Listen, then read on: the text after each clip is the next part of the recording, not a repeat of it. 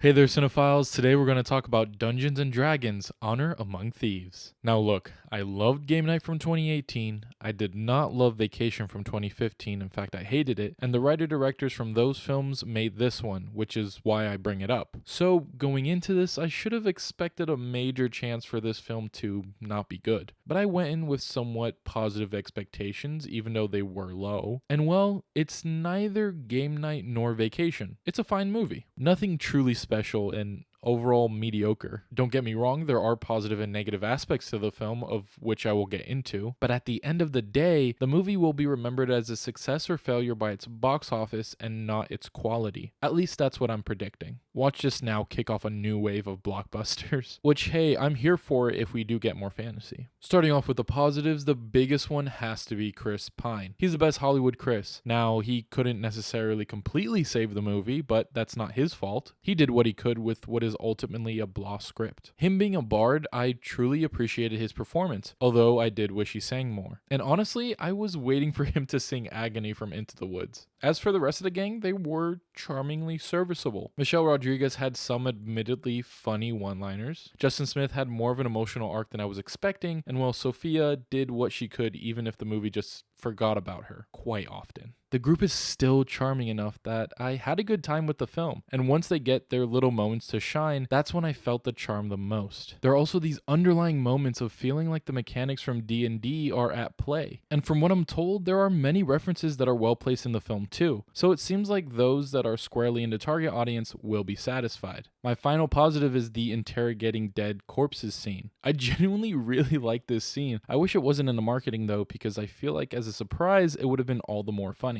But alright, getting into my negatives with the film, so much exposition. Now, I've never played D&D, even though I would love to, but I asked my friends that I saw it with if there was this much in the game, and they told me that not necessarily. It just depends how you play. But either way, just as a movie, I think a fourth of the film is exposition and flashbacks, which is insane. Also, the pacing of the movie was just off. The 2-hour, 14-minute runtime feels at least 20 minutes longer. And it's not just because of the exposition dumps, but also because you do spend time with some truly uninteresting characters like Forge and Sophina. I get what they were doing with both of them, but they felt like paper thin and charmless 90s villains. I'm sure some people will be warmer to Hugh Grant's character though, it just didn't work for me. It does kind of stink though that I prefer certain side characters that have literally 2 lines in the film to the major villains. Also, due to the marketing, it seemed like Regé Jean Page would have been in the film more, but he's only in it for about 20 minutes, I think. I get why they marketed him as such. He's from Bridgerton, so they wanted to get that fandom in the seats, but he's really just a glorified cameo. Also, the story as a whole is just not the most intriguing. A lot of the time, it felt like getting a really unclear checklist done. Maybe that's because a lot of the terminology went over my head, but I'm not so sure. It doesn't help too that visually the movie is rarely appealing. It's so dark, I wish I could have turned up the brightness some more. That combined with the general so-so compositions, I just think it'll be tough to really remember much of the visuals. As a whole, this movie is a mixed bag, but not a bad one. Would I recommend it? Yeah, sure. If you had nothing to do and wanted to buy a matinee ticket for something, this is completely inoffensive and somewhat of a crowd pleaser. If they end up making another one, I will be rooting for it to be of better quality. I want more fantasy on the big screen, so I do hope this does well enough. Plus, the crew was charming enough that I'd like to see them again. I give Dungeons and Dragons: Honor Among Thieves